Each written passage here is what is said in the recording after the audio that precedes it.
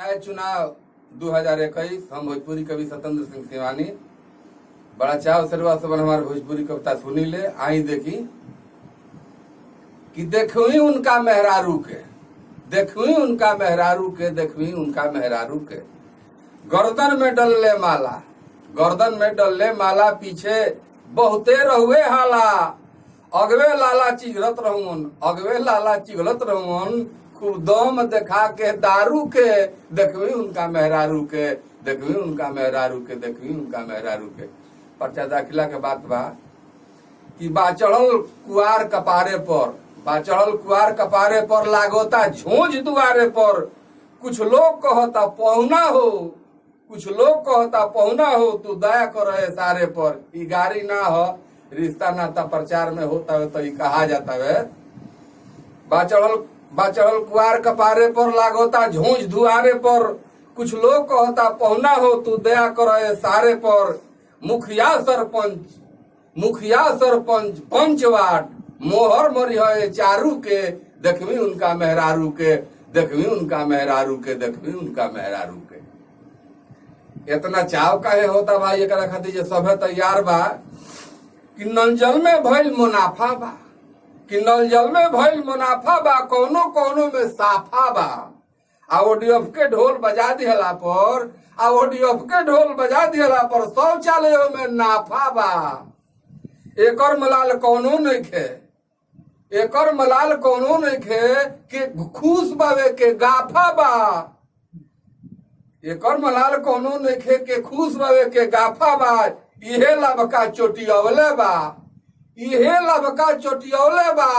घुरहू मंगरू कोतवारू के देखवी उनका मेहरारू के देखवी उनका मेहरारू के देखवी उनका मेहरारू के केंग से प्रत्याशी सब आवता जाता मिलता तने देखिए एकरा के कि कुछ लोग मिलता ऐसन जैसे बिछुड़ल में लही मिलेली कुछ लोग मिलता ऐसन जैसे बिछुड़ल में रही मिलेले आ जनता खातिर खिलब जैसे फुलवे में गुलर खिले ले प्रत्याशी सब कहता अपना मतदाता से कुछ लोग मिलता ऐसन जैसे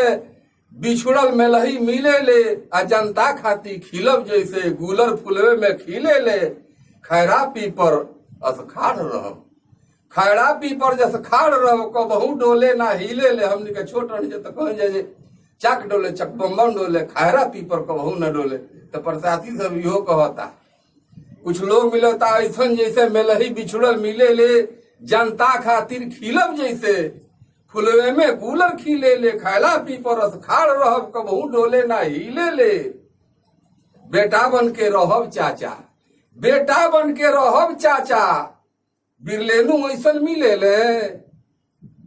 पाका बावे की 5 बरिस पर दर्शन होई जुझारू के पाका बावे की 5 बरिस पर दर्शन होई जुझारू के देखवी उनका मेहरारू के देखवी उनका मेहरारू के देखवी उनका मेहरारू के पर्चा दाखिला के एगो तनी दृश्य देखी कि हाथी घोड़ा ताता तमूर बा झूठ अमावसा के मेला हाथी घोड़ा ताता तमूर बा झूठ अमावसा के मेला इहे पंचायती राज हवे राजा सबके देखनी खेला लक्ष्मीनिया की धकिया दिहले बहराई लोग भइल रेला लक्ष्मीनिया की धकिया दिहले बहराई लोग भइल रेला आ सभे सबकर पेटे लेता बतियावता तेला बेला प्रस्तावक के पोटियावत में फेलियाइल काम मदारू के प्रस्तावक के पोटियावत में फेलियाइल का मदारू के देखवी उनका मेहरारू के देखवी उनका मेहरारू के देखवी उनका मेहरारू के फरछाइयों जे करना देखनी उग्राह गोड़ घिसियावता फरछाइयों जे करना देखनी उग्राह गोड़ घिसियावता मतदाता मूर्ति का ऊपर खूब पान फूल झिसियावता सावन में जो झिसी बरसा ना होला ओही से